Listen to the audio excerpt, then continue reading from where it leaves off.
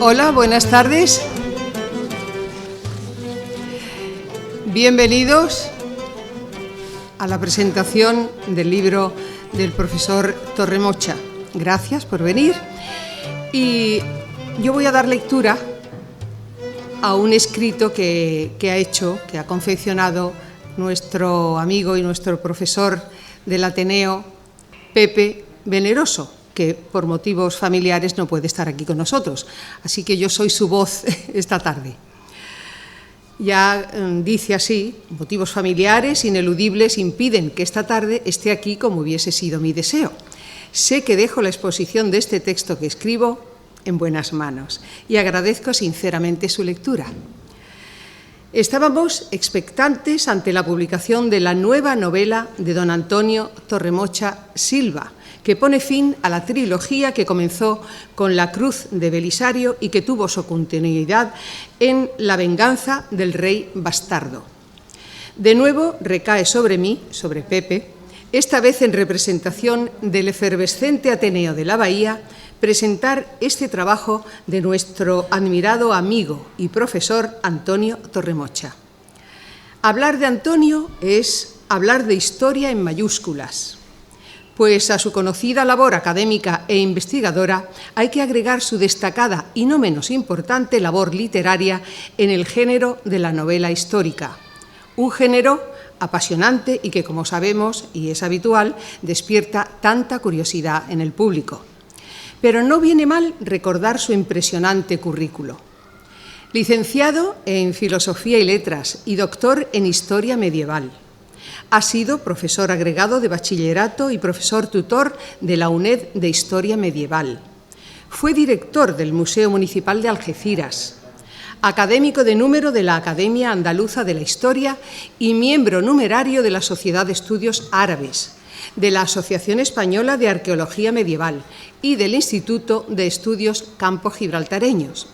Es autor de una gran cantidad de trabajos de investigación y narraciones, como Algeciras musulmana y cristiana, siglos VIII-XIV, El puerto bahía de Algeciras, 3000 años de historia, o las novelas que conforman, junto a la que presentamos hoy, la citada trilogía, La Cruz de Belisario o La venganza del rey bastardo. En esta ocasión, y siguiendo básicamente la sinopsis de la novela, su relato nos lleva a través de las vicisitudes de una familia de molineros del siglo XIV, habitante en Zueros, en la Sierra de Córdoba, que es asaltada y apresada por guerreros meriníes al servicio del sultán de Granada, aprovechando el destronamiento del emir Muhammad V. Fadrique, el hijo del molinero que profesa en el monasterio franciscano de Santo Toribio de Liébana, en Cantabria, recibe la terrible noticia y solicita su secularización para poder retornar a Andalucía y buscar la manera de liberar a sus padres y a su joven hermana, Almodis, del cautiverio.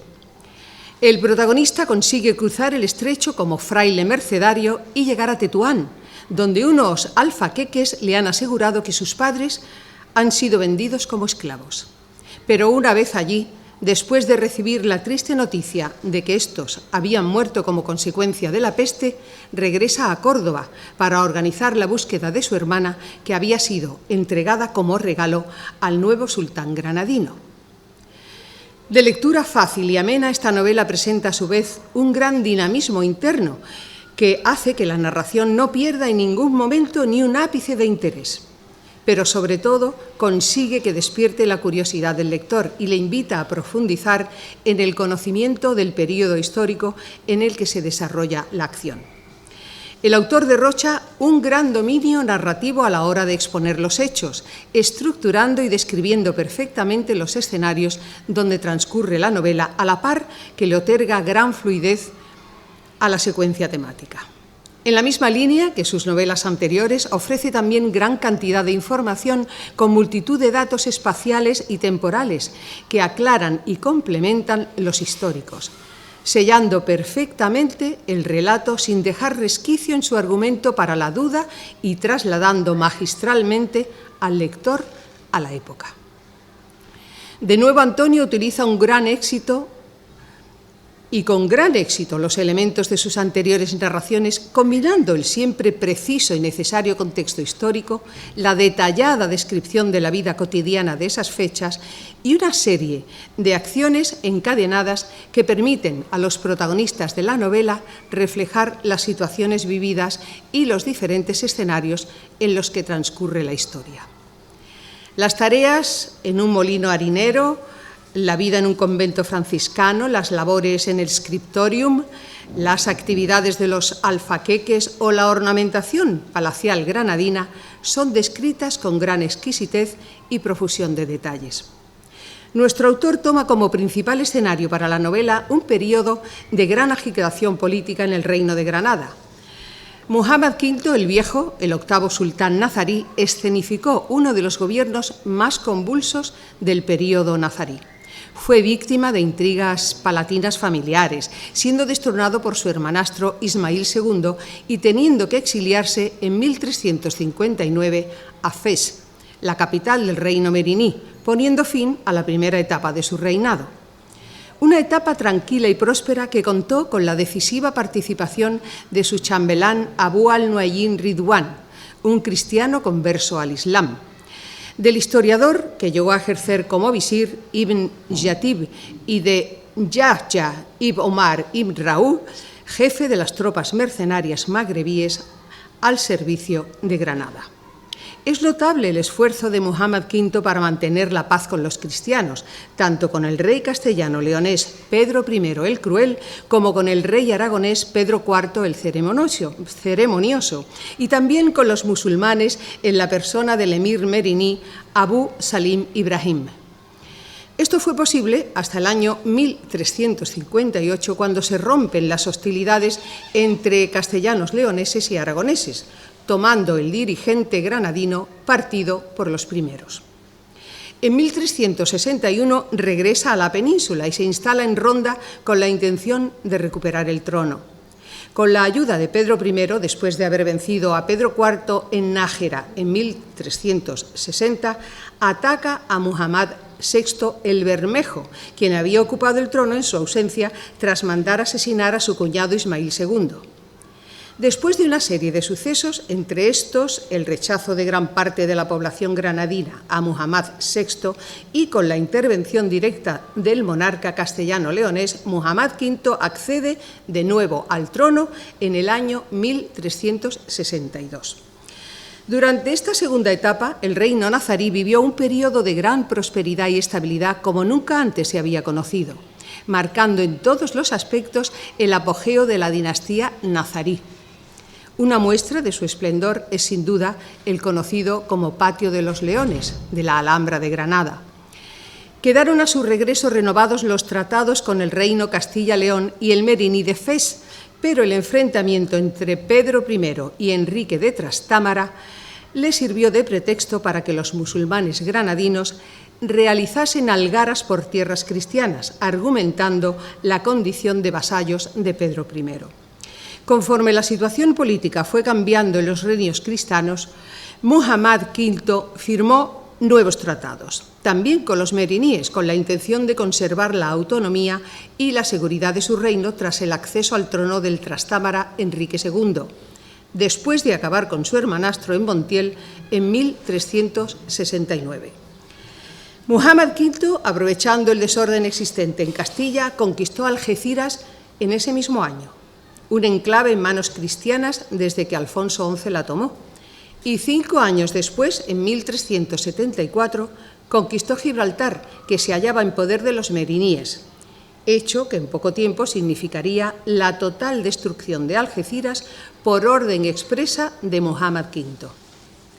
Por otro lado, Antonio Torremocha profundiza en algunas cuestiones sumamente importantes en época medieval, como sin duda son el de las órdenes religiosas, en concreto la franciscana, y sobre todo la mercedaria, que tanto protagonismo adquiere en esta novela y que había sido fundada en 1218 en Barcelona.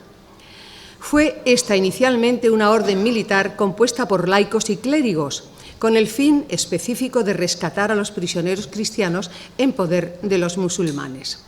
El período de mayor expansión y crecimiento se corresponde con los siglos XIII al XV, cuando se producen numerosas fundaciones en la península ibérica, auspiciadas por el avance repoblador, la nueva organización social y la reconquista confesional de su territorio.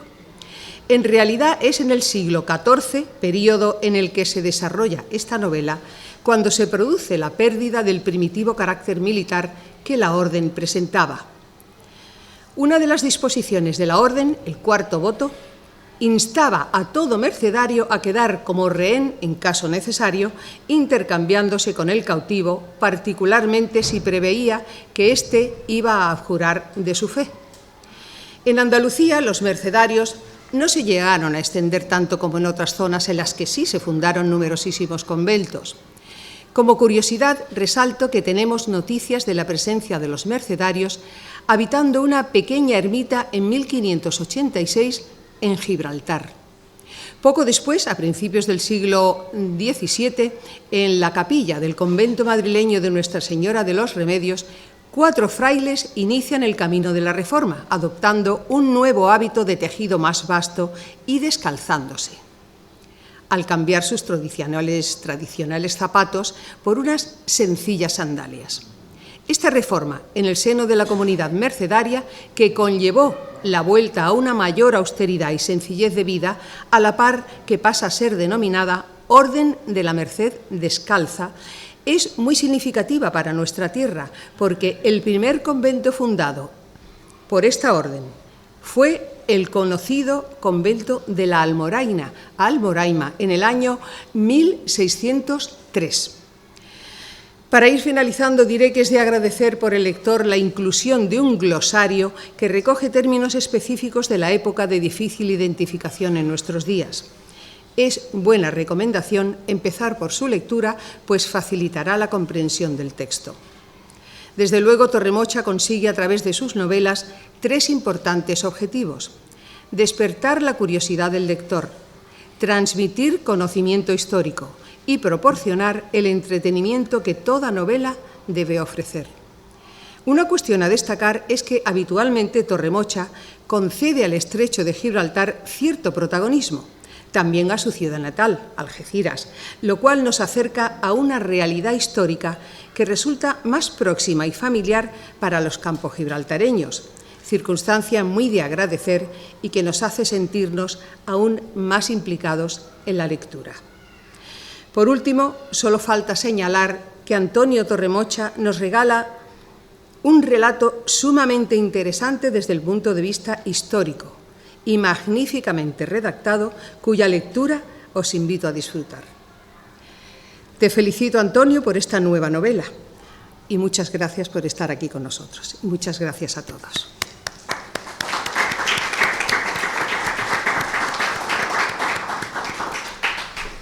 Gracias a ti y también a mi buen amigo Pepe Veneroso, que ha algo intervenido también, ¿verdad?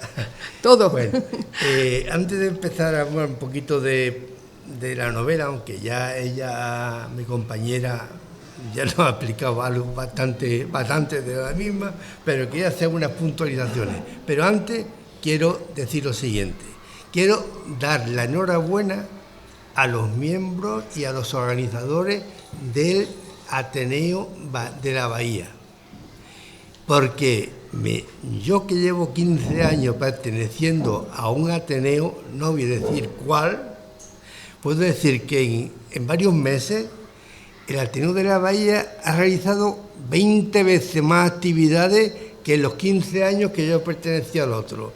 Me sorprende cuando veo en Facebook otra actividad del Ateneo y otra, y no paran de hacer actividades.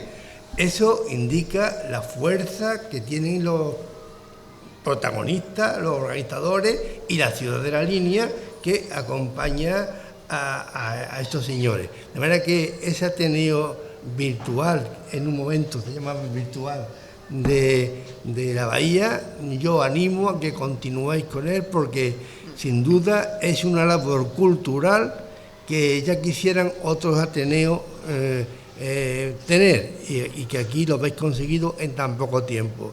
Yo colaboro, sabéis que colaboro con él enviando mis trabajos, mis publicaciones, y seguiré haciéndolo porque creo que merece la pena apoyar a este grupo de personas que estáis tan interesados.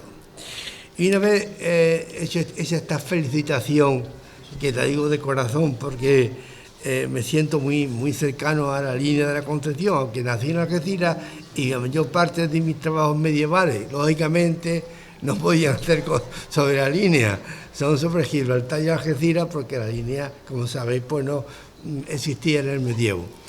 Pero con mis conferencias a través de la UNED para adultos, para personas mayores, que he dado ya creo que 7 o 8 años continuos, y que eso me ha permitido tener un grupo, sobre todo de mujeres, en las que más acuden, mayores, que son mis seguidoras a través de Facebook y a través de los correos electrónicos, y cuando escribo mis novelas. Lo que pasa es que hoy no veo por aquí, creo, a ninguna, no sé, pero es porque ya el día que firmé en abrir el libro, la mayor parte de ellos vinieron ya a comprar el libro en ese día, ¿verdad?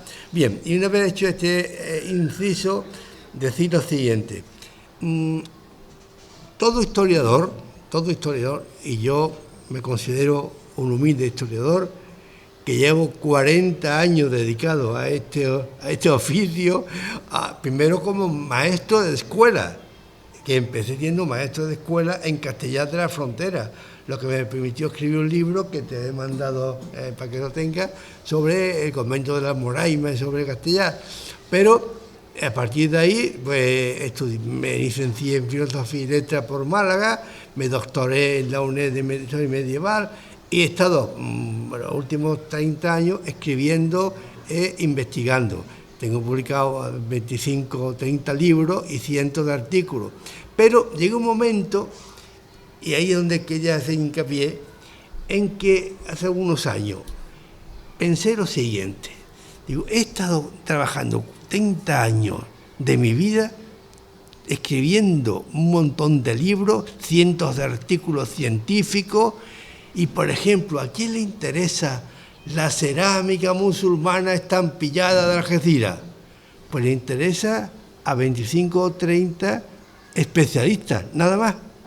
Pero me di cuenta que si me dedicaba a la narrativa histórica, también estaba haciendo historia, pero que llegaba a cientos de personas que compran las novelas. Por tanto, para mí tiene una ventaja, y es que ya no tengo que investigar en los archivos ni en mi biblioteca, sino que como todo está aquí dentro, pues me pongo en el ordenador y voy escribiendo mis novelas con una gran tranquilidad, mucha satisfacción, me divierto muchísimo, y además pues hago que las personas, mis lectores, tengan acceso no solamente a las aventuras que cuento, sino que de una manera subliminal ellos se están impregnando de la historia del Reino de Castilla y de León, o del Reino de Granada, o del Estrecho de Gibraltar.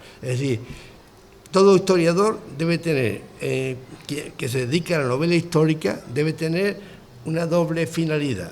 Por una parte, que el lector se divierta, y por tanto hay que introducir un montón de aventuras. Los personajes que yo, en las 3 de mis novelas de la trilogía, si la leen verán que son una aventura, y además tengo la habilidad de que al final de cada capítulo siempre dejo abierto algo para que el lector diga, oh, yo quiero seguir a ver qué le pasa a este hombre, ¿verdad? De tal manera que son una sucesión de aventuras. Y esta novela, la tercera, es la que sin duda alguna tiene mayor cúmulo de aventuras, porque el pobre Fadrique, un chaval que a los 14 años se va a Santo Toribio de Liébana como fraile en el escritorium para aprender a escribir y a copiar los códices, de pronto se da cuenta que sus padres han desaparecido en el molino, porque lo han raptado, y entonces, cuando le llega la noticia, él decide, con 19 años que tenía entonces, pedir la secularización para venirse a Córdoba y de Córdoba empezar la búsqueda de sus padres y de su hermana Almodie. Tenía 19 años. Pues bien, las aventuras que este hombre va a pasar, este pobrecillo, porque va hasta estar en prisión en el Maristán de Granada unos años incluso, perseguido, y al final lo van a descubrir, porque llega incluso a aprenderse el Corán y las costumbres y la lengua árabe para poder ir a Granada, porque imaginaos que no era fácil entrar en la Alhambra, en la ciudad palatina. Ahí solamente era exclusiva para una minoría, que hacía un pobrecito cristiano que no sabía hablar árabe en Granada buscando a su hermana cautiva. Por tanto, he estado durante un tiempo estudiando árabe, aprendiendo las costumbres granadinas, la forma de vestir, la alimentación, todo, para marchar a Granada y pasarse por musulmán.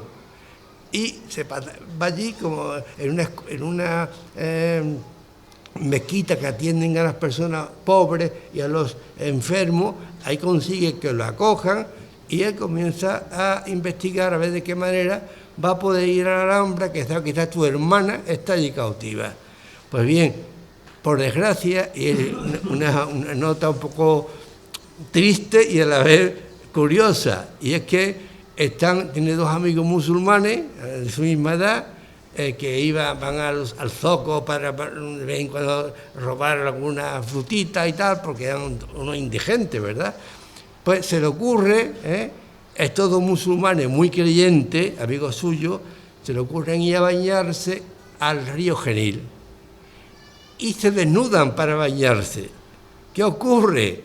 Que uno de los musulmanes dice: tú no eres musulmán, porque no tienen la circuncisión esa, y al pobre descubren que es cristiano de esa manera tan burda. Los cadíes y los jueces de Granada lo van a castigar severamente por haber asumido la verdadera religión según ellos, y condenado al Maristán a 7 años de prisión. Bueno, no cuento más porque eso consigue escapar de la prisión, pero fijaos que hasta los 10 años de venirse de Santo Toribio de Liébana no consigue llegar a culminar su búsqueda. No voy a explicar de qué manera, pero que está 10 años de aventura en aventura, intentando de alguna manera, hasta que consigue entrar en la Alhambra y llegar a ser allí un personaje de cierta importancia. Ya lo veréis si lo leéis. Y a los 10 años de estar en la búsqueda, después de que sus padres han muerto en Tetuán, va a conseguir el objetivo que se había propuesto cuando se viene de Santo Toribio de Liébana. Eso es una pequeña resumen de la novela, porque ya creo que mi compañera aplicó bastante del contexto histórico, porque una cosa muy importante que lo decía antes, como historiador me encantaba hasta hace unos años pues escribir mis artículos sobre la cerámica musulmana, sobre las murallas de Algeciras. Qué bien lo pasaba, con 100 notas a pie de página, un año entero trabajando. Bien, pero eso ya no me llena. Ahora me llena más la novela histórica. ¿Por qué? Porque cumplo 2 objetivos. En primer lugar, lo ha dicho mi compañera, que se lo ha comunicado Pepe Veneroso, el que el lector se divierta con la aventura que se cuentan unos personajes que son, la mayor parte de los principales personajes son ideados por el autor, pero la trama histórica alrededor de estos personajes es real. Muhammad V, su chambelán, el alfaqueque de Córdoba, los frailes de Santo Toribio, todos son seres reales, el mercenario que le ayuda a ir a Tánger. Entonces, esa aventura hacen que al lector pues, le encante leer y se divierta, pero al mismo tiempo, como he dicho antes, de una manera subliminal, está aprendiendo historia.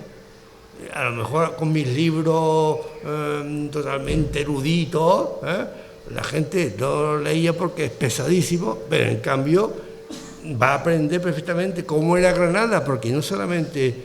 Y otra cosa importante del historiador que hace novela histórica, porque no todo el mundo puede hacer novela histórica. Hay que tener un profundo conocimiento de la época. Por ejemplo, a mí me dicen ahora, oye, ¿por qué no hacer una novela histórica sobre el reinado de Isabel II? Y, bueno, yo no podía, sí podía hacerlo, ¿cómo? Después de estar 10 o 12 años leyendo, estudiando, investigando sobre el reinado de Isabel II. Pero para la medieval eso no lo necesito. Y sobre todo, importante, conocer todos los elementos circunstanciales del periodo, los nombres de los personajes, su forma de comportarse, las armas que utilizaban, las vestiduras, la alimentación. Ya veréis que ahí, cuando se hace pasar por musulmán, tienen que, al fin del Ramadán, tienen que comer en la fiesta del día el final del ayuno, en la fiesta participa, y yo describo ahí los alimentos que ponen sobre la mesa las musulmanas aquellas para...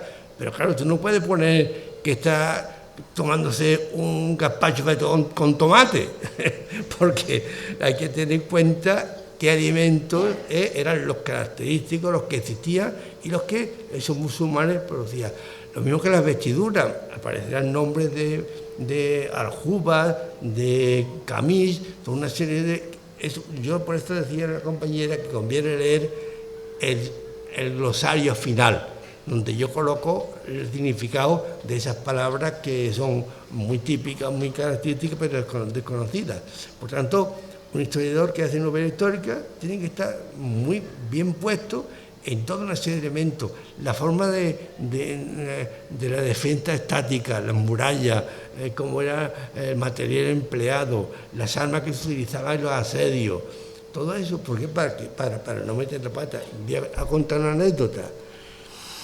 Hace unos años leí una novela de un afamado novelista histórico andaluz, le voy a decir el nombre al pobre, pero me sorprendió el siguiente. Este hombre, en esta novela describía la huida de los moriscos granadinos en 1500, creo que era 2 o 3, que huyen de Granada y se vienen a Marbella a coger un barco para buscar refugio en Marruecos.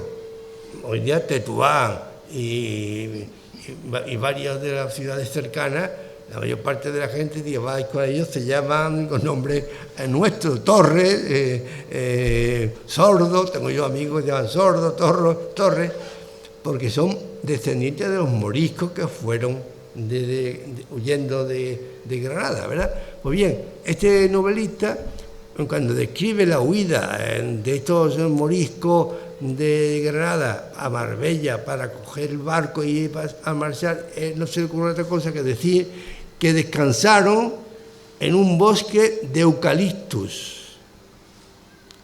Lógicamente, el eucalipto es un árbol australiano que llega a Europa en el siglo X, a finales del XVIII. Luego, en 1500, no podía haber bosque de eucaliptos cerca de Marbella. Es decir, el historiador, yo procuro no introducir, no meter la pata de esa manera, porque algún error tiene que ir, pero hay que procurar, para hacer una novela histórica, tener en cuenta la herboristería, la alimentación, los vestidos, las armas, los caminos que había, el nombre de las ciudades, todo eso hay que tenerlo en cuenta. Y veréis que en la novela describo perfectamente este personaje, acompañado del alfaqueque que le va a ayudar, va a Granada y se pasean por la ciudad y voy describiendo el Baristán, el Corral del Carbón, la Lóndiga actual, el Darro, todo el Albaicín, donde tenía vivienda el Albaqueque, todo eso. El que va leyendo al mismo tiempo va a aprender también el urbanismo nazarí a través de la novela. Lo procuro hacer de una manera poco complicada, con palabras más bien no muy técnicas, para que el lector lo asimile perfectamente. Bueno, y poco más, solamente decir que os agradezco que estéis aquí oyéndome, que esta novela es la tercera de la trilogía, pero la primera y la segunda, que ha comentado mi compañera, están basadas en el reino de Castilla y León, también en el siglo XIV. Pero esta, que al que yo le tengo más cariño, porque se desarrolla en el reino nazarí de Granada, en el reinado de Mohammed V, que fue, como ha dicho ella, un reinado brillantísimo, que la gente desconoce todavía. ¿Cuándo se da cuenta de lo importante que era? Cuando va a Granada y ve la Alhambra. Y esto lo tuvieron que hacer gente de una gran categoría. Fadrique, una vez que abandona la cárcel y el Maristán, por una circunstancia de la vida que no voy a contar, termina en la Alhambra de artesano del yeso, porque había aprendido en Santo Toribio de Líbana a escribir los pergaminos, y va a llegar a Granada y le va a encargar que haga inscripciones en yeso para la Alhambra.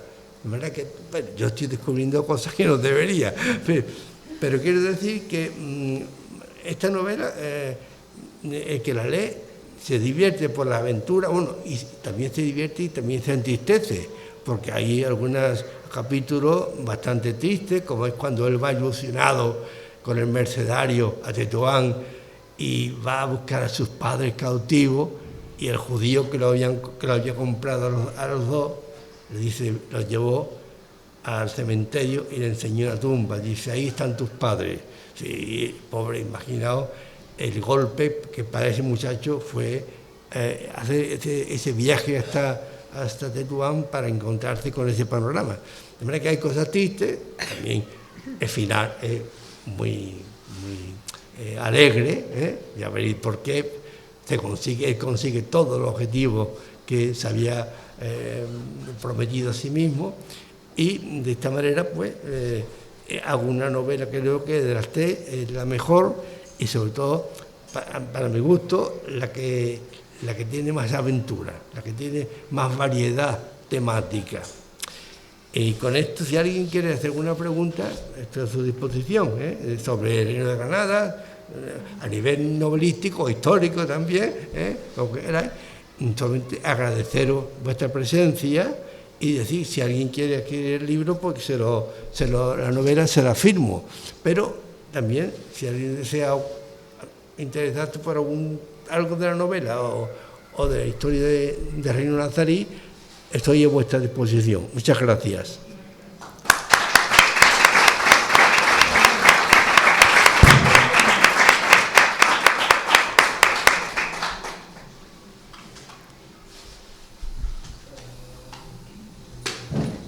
Perdona la impaciencia, pero y la siguiente está ya en... ¡Ay!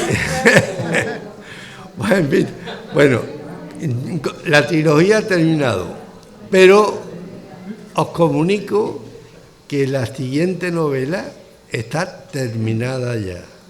La envío a Almuzara, que hoy no he dado las gracias a Editorial Almuzara, que es la que en cuanto que le mandé el original en PDF, Manuel Pimentel, ¿acordáis? Que era el ministro y el dueño de Almuzara, me mandó un correo a los 15 días.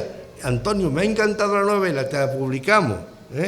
Y entonces esto me ha animado para rápidamente empezar a hacer la siguiente.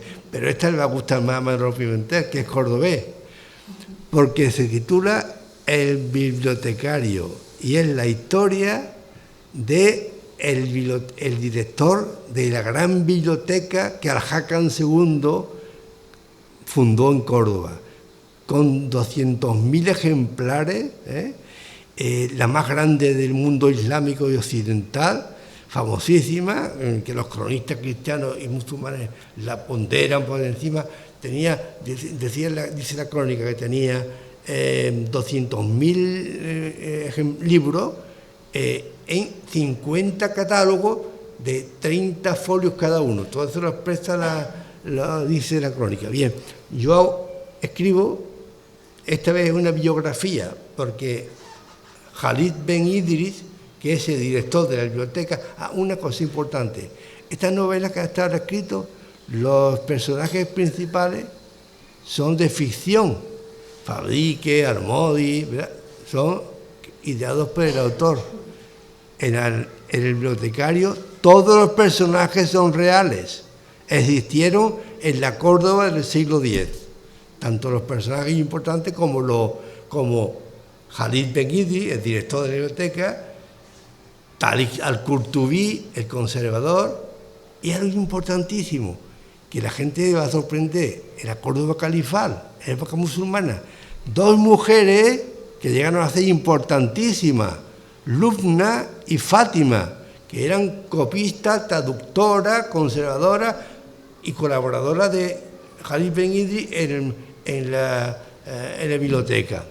Pues bien, esa es la historia de esos personajes reales, y digo que son reales porque yo no lo sabía, pero entrando en Google para ver otra cosa, me encuentro Lubna la cordobesa. Esa es la personaje que yo he escrito en mi libro. Y decía la noticia, el diario de Córdoba, creo que era la noticia: el año 2019 el Ayuntamiento de Córdoba le puso una calle a Lubna la cordobesa. Joder, hasta ahí llegó. Es decir, que dos mujeres que fueron grandes ilustradas y que llegaron a ocupar cargos importantísimos, como era la traductora de la gran biblioteca, la más grande del mundo, ¿verdad?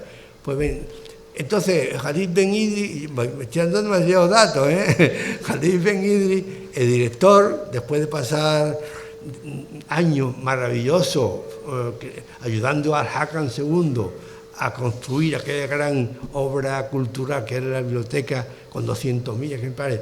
Hakan II tenía agentes literarios, está hablando del siglo X, en Damasco, Bagdad, Constantinopla, Basora. Y estos agentes se encargaban de ir por todos los zocos de libros y tal, buscando obras importantes. Las compraba y se las mandaba al Hakan II para la biblioteca. Fijaos a qué nivel.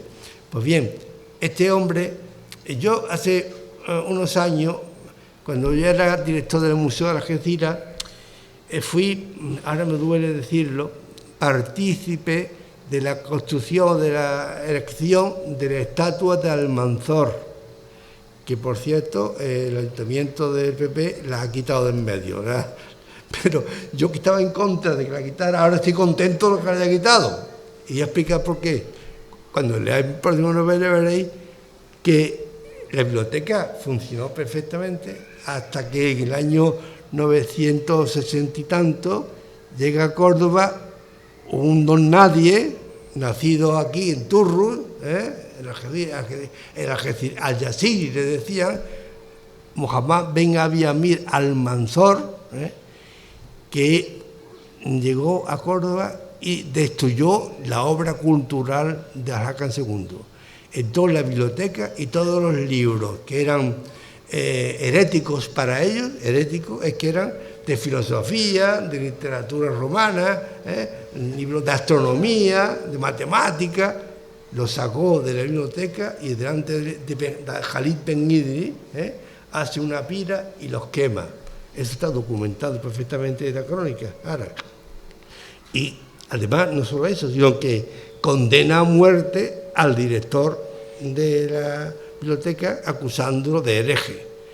Y Khalid Ben Idris no tiene más remedio que, oculto de noche, vestido de mercader, con los pocos libros que logró salvar de filosofía griega, en un muro, se va de Córdoba, cuando tenía 68 años, embarca en Almería y pide auxilio, pide que la acoja los fatimíes, que eran enemigos de los omeyas, que eran los califas fatimíes dominaban todo lo que es el norte de África y Siria. Entonces él llega al Cairo, y en el Cairo lo acoge el califa fatimí y lo nombra director, como conoce su gran obra en Córdoba, lo nombra director de la Casa de la Sabiduría que había fundado en el Cairo. Y desde ahí, ella viejo, es cuando escribe su biografía, y esa es la novela. Pero lo digo más porque si no, no lo vaya a comprar cuando salga. Dos preguntas. ¿El bibliotecario acepta o tenía pensado otro título? ¿Perdón? ¿El bibliotecario acepta? Bien, lo comenté con mi hija Silvia y me dio la razón, porque el original, el título que yo iba a mandar a mi hijo Manolo Pimentel era El bibliotecario de Al-Hakam II, pero declaraba demasiado rápido el contenido. Y Silvia me dijo, papá, es mejor que quite Al-Hakam II. El bibliotecario, como ese libro que hay, esa novela escrita, El médico. Sí. Sigue decir, el médico Abul Qasim, pues no tiene. En cambio, el bibliotecario deja al lector, oye, ¿quién será este bibliotecario? Y casi lo obliga más a comprar, a adquirir la novela. De manera que el título es El bibliotecario, aunque en origen yo quería que fuera. Abusando. ¿Has visitado o conoces todos los escenarios de esta novela, de la novela? Esta, claro, por supuesto, y Tetuán, describo el zoco de Tetuán porque yo estaba allí dando conferencias en mis años buenos, ¿no? De doctor, de director del museo, y Ceuta, también hablo de Ceuta, la muralla, de la ciudad medellín de Ceuta, el Afrag, a donde él va para pedir permiso para ir a Tetuán, describo. También, claro, está perfectamente. Todo lo que está descrito del monasterio es perfectamente real. El escritorio, la biblioteca, allí donde está el famoso Beato de Liébana, que se lo enseña cuando él llega allí con 14 años. El abad del monasterio lo lleva a la biblioteca y le enseña, y queda admirado al ver la maravilla que era el Beato de Liébana. Y él va a hacer copias, de manera que todo lo que en mi novela describo es real. Y fijaos bien, en la nueva, era el bibliotecario, conocéis a Ángel Sáez, ¿verdad? Que es el director de la revista Almoraima. Pues generalmente se la envío siempre a él, porque es así mi alumno, doctor en historia, porque yo dirigí la tesis, y es un hombre que me aprecia muchísimo. Y él dice, Antonio, mándame siempre la novela que yo te la corrijo, porque hay que corregir a veces pues, acento, tilde o alguna palabra repetida, y se la he mandado. Y le he dicho claramente, ten en cuenta que todos los personajes que aparecen ahí y todos los libros, porque yo mencioné multitud de libros que vienen de Bagdad, del Cairo, del reino de los francos, que se los regalan a Abderramán III. Todos esos libros que yo menciono ahí existieron en la biblioteca, muchos de ellos después se perdieron y aparecieron en la Escuela de Traductora de Toledo, pero todos los libros. Pero él le ha dicho a Ángel, perdona, pero he tenido una licencia. De todos los libros que se mencionan ahí, todos aparecen en las crónicas árabes como que estuvieron en la biblioteca, menos uno que yo he querido introducir, que es el libro cuarto de la poliorcética de un tratadista romano llamado Vegecio. Vegecio fue un tratadista romano que yo lo conocía porque cuando escribí mi tesis doctoral sobre las murallas de Algeciras, tuve que consultar la obra de Vegecio, que está traducida, en la que habla de las máquinas que se utilizaban en los asedios y cómo se hacían las torres para que no le atacaran el enemigo, el tipo de armas utilizadas. Todo eso lo escribió Vegecio en el siglo IV después de Cristo. Y eran las armas que utilizaban las legiones romanas. Y eso se había perdido. Entonces apareció en el siglo pasado, lo tradujeron y yo lo utilicé para mi tesis doctoral. Y ahora una copia en latín llega a Córdoba y la traduce, el director la traduce para darle al ejército califal todas esas armas, ¿verdad? Pero eso es una licencia mía. Es el único libro que no estuvo en la biblioteca de Jaca II. ¿Alguna pregunta? A mí me gustaría saber, Antonio, ¿qué tiempo de embarazo te supone hacer una novela así? Pues depende. Esta creo que fue un año aproximadamente, pero la del bibliotecario, que ya acabo de terminar, han sido 6 meses nada más. Es decir, cuando le mandé esta a Musara, comencé a hacer la siguiente. De manera que ella ha sido mucho más rápida en la ejecución y bueno, y yo voy a hacer tengo ya en mente la siguiente también, porque digo, yo estoy jubilado y he estado muchos años escribiendo, como ya he dicho, libros de investigación, artículos ahora me acaban de mandar ahora lo he recibido hace 2 días, la Sorbona, un libro en el que yo participo con otros autores franceses sobre las defensas medievales del Estrecho, que fui a París. ¿Cuándo fui a París, Silvia? Ahora, en el 2014 fue, ¿verdad? Fui a una conferencia y expliqué, pero yo me había olvidado ya de que eso se... Y lo ha publicado ahora, y lo recibí ayer el libro, que por fin, después de ¿cuánto? De 14 al 22, bueno, ya 18 años, 8 años, ¿no? Y lo he recibido. Pero quiero decirte que yo ya no me interesa ya continuar con la investigación puramente. Yo me divierto muchísimo más, lo paso fenómeno, por la mañana me levanto, me voy al ordenador, mi hija me regaña porque estoy todo el día pegado a él, y me meto, mi mente se pierde en las aventuras esas. Entonces me divierte tanto que, por ejemplo, me han pedido que haga cuando se va a celebrar, creo que este año que viene, el almirante de aquí de la zona me ha pedido que haga un trabajo y una conferencia sobre Antonio Barceló. Pero te he dicho que sí, pero me va a costar un trabajo porque no me atrae ya meterme a investigar el origen, artículos, pies de notas, fotografías. Entonces, porque yo me divierto mucho haciendo esto.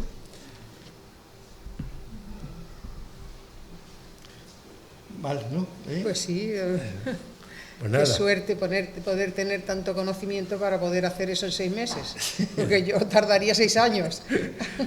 Lo que pasa es que, aunque soy doctor en historia medieval, mi especialidad de verdad es al-ándalus. O sea que donde yo más tengo aquí dentro es todas las crónicas árabes de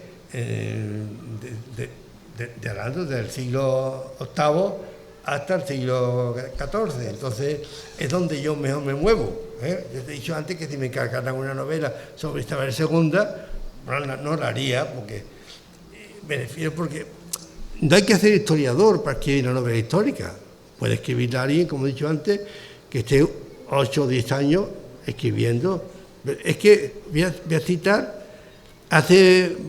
creo que hace ya en el año 70 y tanto, fue cuando Mika Gualtari publicó Sinué el egipcio. Creo que fue en el 70 y tanto, ¿verdad? Yo lo compré rápidamente, porque es una de las mejores novelas históricas que jamás se han escrito. Bueno, mucho mejor que el rollo este de Ken Follett, que es un rollo más patatero. La de Sinué el Egipcio es una de las mejores novelas que yo he leído. Bueno, pero oí unas declaraciones que hizo Mika Waltari y dijo lo siguiente: yo no sabía nada de la historia de Egipto, pero antes de escribir la novela he estado 10 años leyendo y aprendiendo cosas de Egipto. Claro, así se puede hacer, sin ser historiador puede escribir la novela, pero tiene que uno informarse mucho, no solamente de la historia, sino de las vestiduras, los alimentos, las armas, el territorio, los senderos, las ciudades, etc. Este señor quería preguntar algo. ¿Perdón? Sí. Sí, le quería preguntar sobre la lengua. Realmente en la Edad Media, ¿no? Hablando de la Edad Media Baja, ¿no? Y expresamente sobre la parte de la Alhambra, de Granada. Andaluz. Esa la unir usted. ¿Qué lengua había ahí? ¿Había Vale. lengua? Es muy interesante la pregunta, muy interesante, porque sobre eso la gente está un poco perdida en ese campo. Primero, me voy a ir un poco más atrás del siglo XIV, me voy a ir a la novela del El bibliotecario, siglo X. Siglo X, el Califato de Córdoba, Abderramán III, Haakon II y San II. El momento más brillante de Al-Ándalus es ese periodo. ¿Qué se hablaba en Córdoba? En la novela lo vais a saber, pero voy a decirlo yo. Se hablaba el árabe, pero el árabe, un dialecto andalusí ya, porque cuando los musulmanes vienen, los que hablaban árabe de verdad, el árabe clásico, eran la gente de Oriente, de Siria, y del siglo VII, VIII, IX. Pero cuando en el siglo VIII cruza Tariq Ben Ziyad y Musa Ben Nusayr con sus tropas, otra cosa, no hay que llamarle a la invasión árabe, nada de invasión árabe. Los que vienen ahí en 711 son un grupito de 30 o 40 árabes y 20.000 bereberes, que ni eran musulmanes ni sabían hablar árabe, hablaban el amazigh. Eso es lo que viene. Los que vienen en la conquista de Hispania. Entonces, ¿qué se hablaba? Pues en el siglo X, cuando yo mi novela, se hablaba el árabe, pero ya el árabe dialectal, porque ya se había adulterado con el idioma romance, que es el que hablaban los cristianos, los mozárabes que vivían en Córdoba, los muradíes, que eran cristianos que se habían convertido al Islam por cuestiones económicas sobre todo, pero seguían hablando muchos de ellos el romance, que era un primitivo castellano. Luego en Córdoba se hablaba el árabe dialectal, otro, el mismo que se hablaba en el norte de África, un árabe dialectal, o en Oriente. Sí, una cosa es el árabe clásico, que lo tenía que aprender Lubna y Fátima. ¿Por qué? Porque para las cartas vulgares o para el uso diario se utilizaba el árabe dialectal, que no se parecía nada al árabe clásico. Pero para los libros de religión, para escribir el Corán y aprenderlo, había que aprender el árabe clásico. En las escuelas coránicas no se enseñaba el árabe dialectal de Córdoba, sino el árabe clásico, porque para leer el Corán hacía falta. En el mundo islámico no había analfabetos,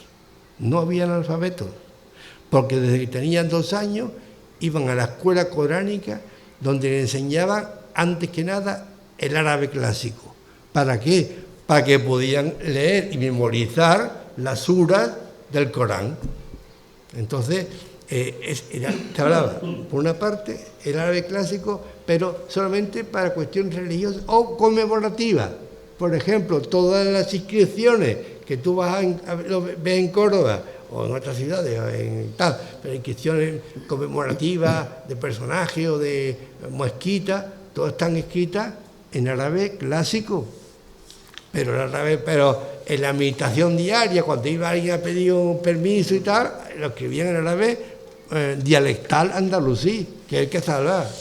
¿Qué otras lenguas se hablaban en la Córdoba del siglo X?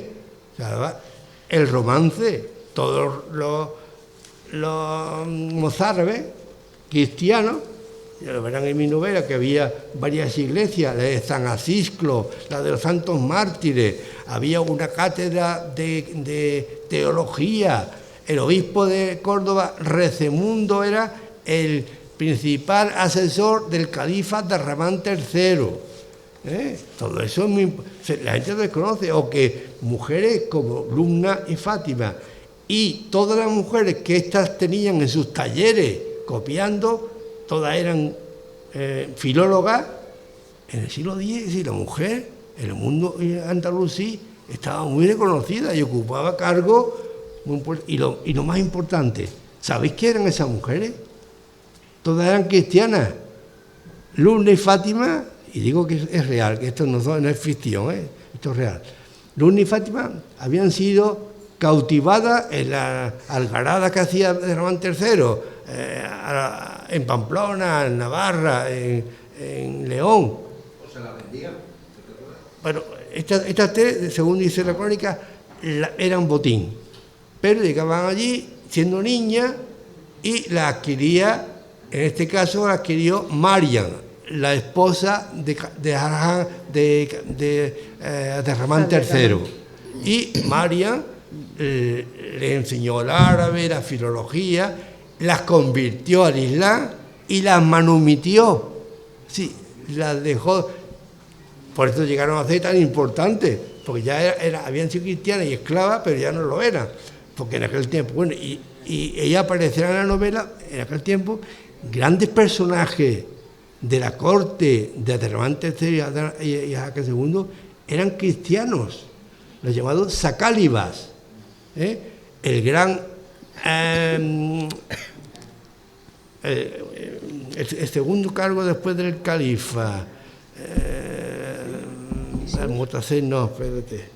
bueno, el segundo cargo del califa en Córdoba era Al-Ciclavi, y Al-Ciclavi era un cristiano cautivado, y también como Lumna y Fátima, educado en el Islam, y llegó a ser el primer ministro del califato, cristiano convertido al Islam. Claro, no, para llegar a esos cargos, una condición sine qua non. Tú podías haber sido esclavo. Es que en el Islam no es como en la sociedad cristiana, donde el esclavo, heredado de Roma, tenía un nivel jurídico inferior al resto hasta que se muriera, y sus hijos también. En cambio, en el Islam, en cuanto que un esclavo se convertía al Islam, ya era igual que el resto, ya era considerado un musulmán más. Es muy interesante eso porque nos indica cómo era la sociedad. Por ejemplo, el gran almirante de Abderramán III, Muhammad al-Rubai, también he leído las crónicas y lo he metido en mi novela, que había sido tomado preso en una guerra contra los gallegos y con 15 años fue capturado. Lo mandó el califa a Almería y allí se metió a aprender cosas de construcción naval. Lo manumitió y llegó a ser almirante de la escuadra califal. En fin, todo eso la gente del común no lo sabe. Luego, ¿qué lengua se hablaba? Árabe clásico para aprender a leer el Corán, que era fundamental. Todo niño tenía que aprender árabe clásico para poder leer el Corán, porque un musulmán tiene la obligación de rezar las aleyas y por tanto tiene que aprender en la escuela coránica, ¿verdad? Lo que pasa es que en Córdoba, y no es como ahora, que bueno, se dedican a otras cosas los musulmanes, en Córdoba, aparte de las escuelas coránicas, cuando el niño terminaba la escuela coránica, entraba en la madrasa. En Córdoba había 10 madrasas, que es la universidad, 10 madrasas. Jalib Ben Idri estudió en la madrasa Kabira, es decir, la grande, la mayor, pero había 10 madrasas privadas. Entonces, en la madrasa se aprendía. Había 2 escuelas, la escuela de humanidades y la escuela de ciencia.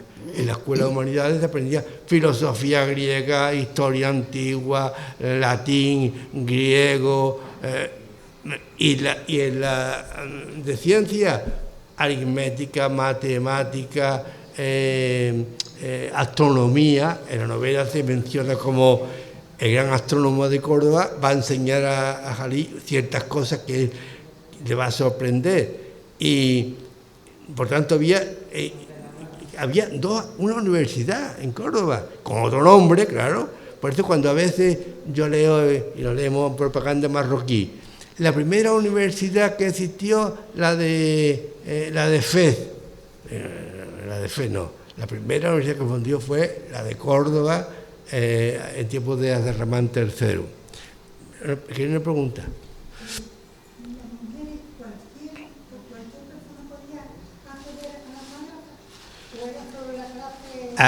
Esto es otro punto importante que yo mencioné. Los ulemas y alfaquíes, había unos moderados, pero la mayor parte de ellos eran intransigentes, y procuraban que se llevara a cabo a término toda la normativa de las áreas. Pero, ¿quién era la mujer de Abderramán III? María. ¿Y María qué era? Una antigua cristiana. Y la mujer de Hakan II, Sub, otra esclava cristiana. Por tanto, los califas de Al-Ándalus van a ser tolerantes con las mujeres, Y, por ejemplo, lo que pasa es que hasta cierto punto, por ejemplo, yo en mi novela voy a hablar como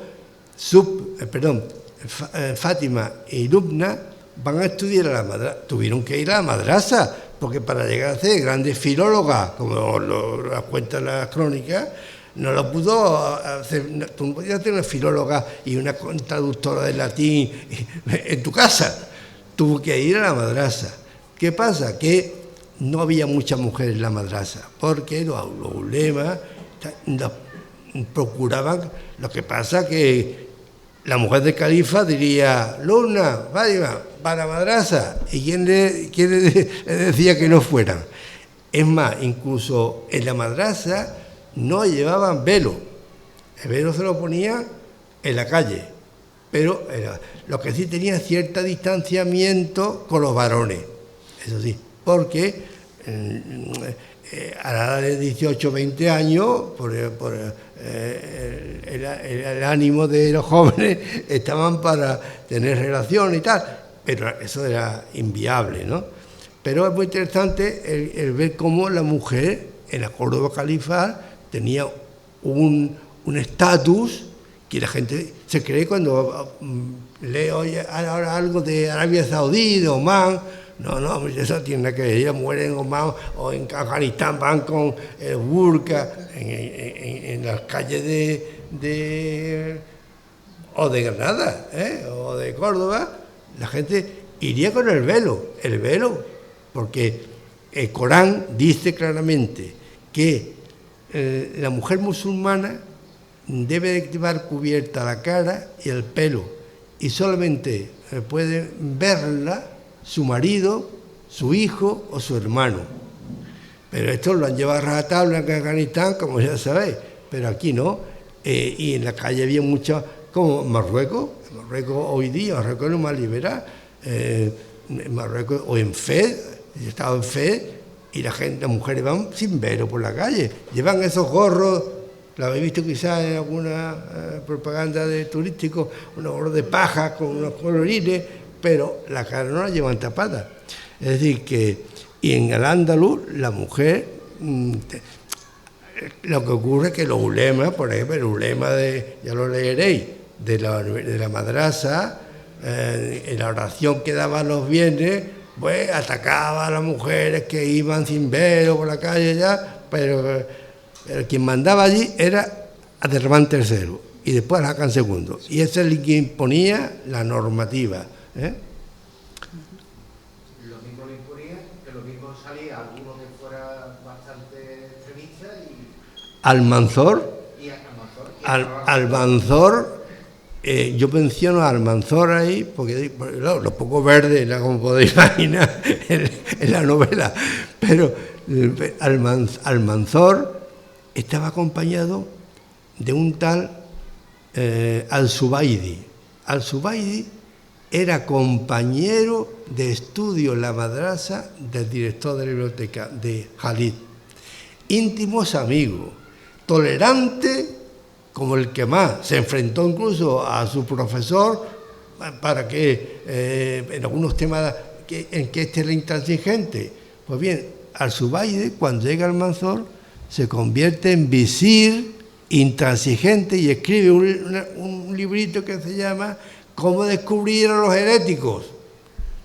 Y fue el que junto con Almanzor va a quemar los libros de la biblioteca. Es decir que hasta Hakan II, porque ¿quién hereda después el califato? Hisán II. Hisán II era un niño de 9 años cuando es nombrado califa. ¿Quién mandaba en la Casa del Poder? La Dar al-Mulk, en la ciudad brillante. Yo le llamo en mi novela Ciudad Brillante, que era su nombre. Lo de Medina Zahara es un nombre popular, pero era su nombre, la traducción en árabe, Ciudad Brillante. Bueno, pues en la Casa del Poder, la Ciudad Brillante, quien mandaba, el califa era Hisán II, el niño, el hijo de Hakan II cuando murió este. Pero quien ostentaba el poder de eso era su madre Sub y Almanzor. Yo introduzco un elemento importante de la novela que lo he intentado sacar de crónicas cristianas, porque las crónicas árabes no lo mencionan. Y es que Almanzor tenía amores, era amante de la esposa del califa, de Sub, porque ¿cómo se explica que un individuo, un don nadie que llega de aquí a los 16 años y de pronto se haga amiga de Sub y ésta lo lleve a ser dueño de la ceca, cadí de Sevilla, visir? Porque había algo más ahí, había algo más. Lo que pasa es que las crónicas árabes eso lo obvian un poco, ¿verdad? Pero, bueno, todo eso se verá, era así. Por tanto, me explica, ¿qué pasó? Pues que a partir de que muera Hakan II, toda su maravillosa obra cultural se viene abajo porque los ulemas intransigentes, es más, se menciona también ahí a un tal Al-Imar al-Zarakusti. Al-Imar al-Zarakusti, Al-Imar significa en árabe el burro, y el Zarakusti es de Zaragoza. Pero yo explico ahí que en Al-Ándalus, Imar no significa burro como en nuestro concepto, sino persona muy esforzada. Y eso, pues, sabemos por las crónicas que este Imar al-Zarakusti estaba en Córdoba y era un gran astrónomo y comenzó a hablar de la teoría heliocéntrica en el siglo X, Y Almanzor lo condenó a muerte por hereje y tuvo que coger el camino, como hizo Khalid, y refugiarse en Sicilia hasta que murió, porque él quería matar a Almanzor. Todo eso, la historia que conocemos, no lo cuenta, Ya lo contaré cuando Almuzara me lo publique. Bueno, estoy dando una conferencia de Al-Ándalus, Y no he cobrado la conferencia. No.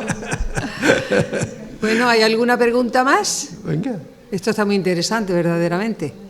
Es que es una etapa verdaderamente desconocida, incluso para los historiadores, porque los historiadores escriben con una tendenciosidad pro-cristiana, pro-castellana, y olvidan la grandeza y la tolerancia que hubo.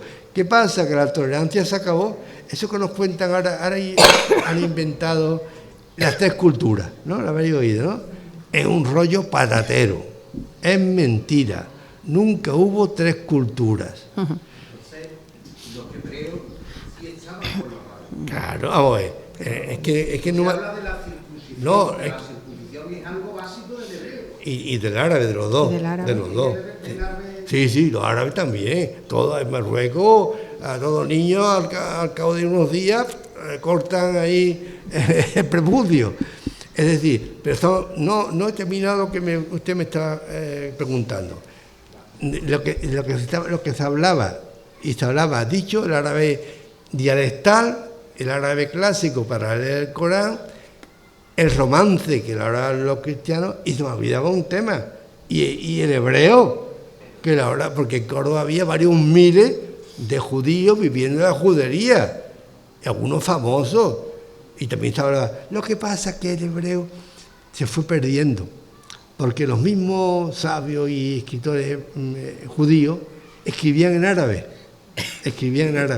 Entonces, seguro que en su casa, seguían hablando hebreo, pero en sus Maimónides y compañía, lo que nos ha dejado escrito es en árabe. que leer Torá también. Sí, claro, hombre, en la judería de Córdoba, todavía, si va ahí, os enseña la iglesia judía, una sinagoga, os enseña la sinagoga que hay, una de ellas. Hubo más de 10 sinagogas en Córdoba, donde pues, los judíos se reunían para leer la Torá y todo. Pero cuando estos judíos como Maimónides, Averroes, todos estos famosísimos, escribían sus obras, no las escribían en hebreo, las escribían en el lenguaje que había llegado a ser importante, que era el árabe, ¿verdad?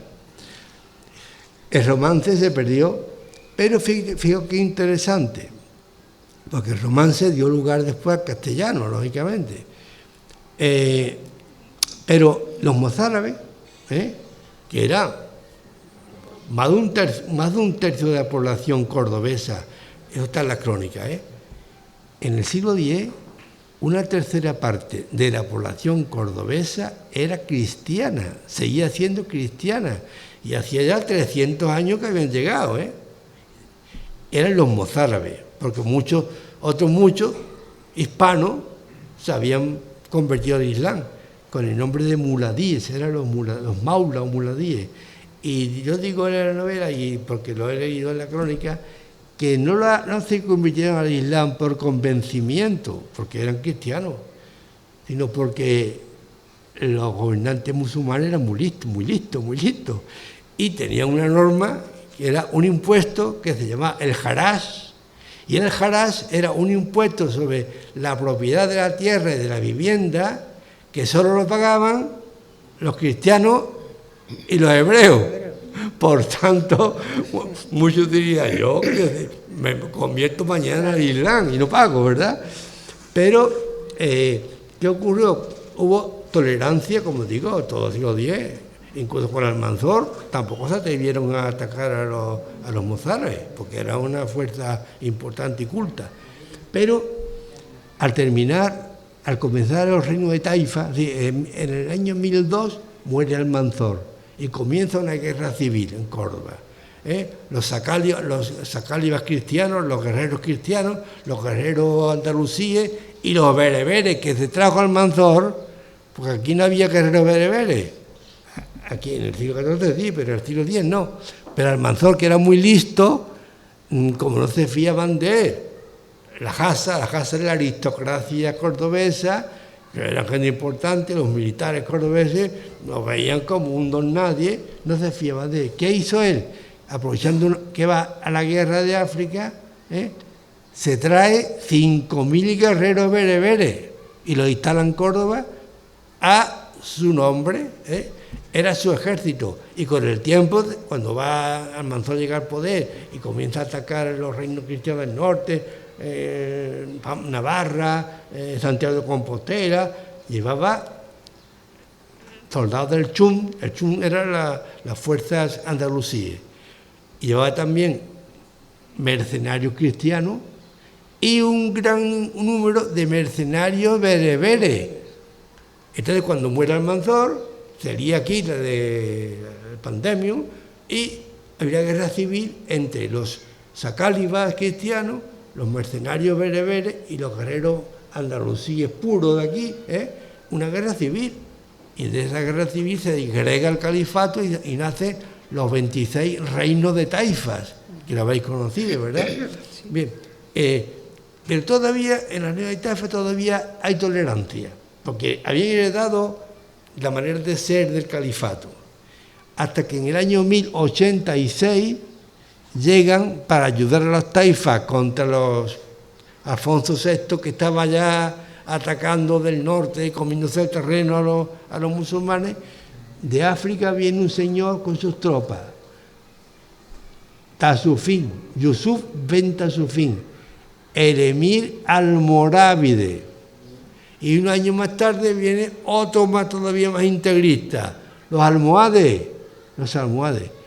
Y todos los mozárabes que vivían en el Andaluz no tienen más remedio que o pierden la cabeza, o se convierten al Islam, o tienen que emigrar.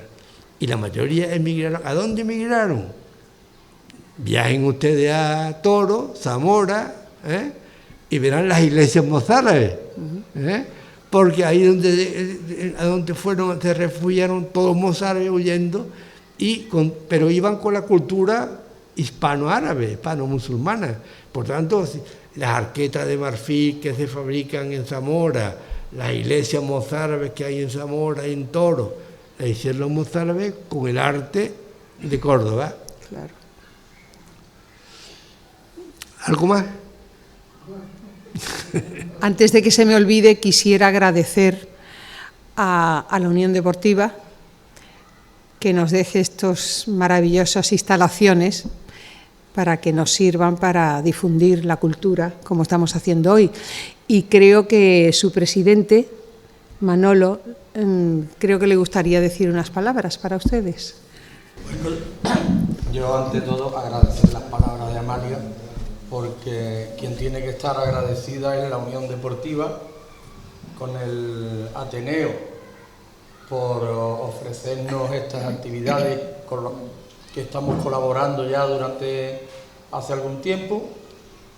Ante todo y sobre todo, Antonio, porque esto no ha sido una presentación de un libro, ha sido una clase magistral, ¿no? Pues sí. Y como tú has dicho bien, una conferencia. Cuando queráis, encantado. Vengo para hablar, porque claro, todo lo que he dicho aquí son elementos salteados, pero de cada uno de ellos se puede hacer una conferencia. Claro. Pues como he dicho, agradecer a Antonio ante todo, al Ateneo por vuestra colaboración con los actos del centenario de la Unión, que no quiere decir que cuando lleguemos al 101 no vayamos a seguir, y a todos los que habéis estado aquí por vuestra presencia, que honráis nuestra sede. Agradeceros a todos que hayáis venido. Muchas gracias. Yo también quisiera, si me lo permiten, agradecer a la librería Ares, que también es un factor importante, que colabora con nosotros, con el Ateneo, y que siempre tenemos aquí a Gloria toda la tarde para que ustedes, si quieren, puedan adquirir este maravilloso libro. Muchísimas gracias a todos y perdonen los errores que he tenido porque es que no estoy bien del todo. Muchísimas gracias.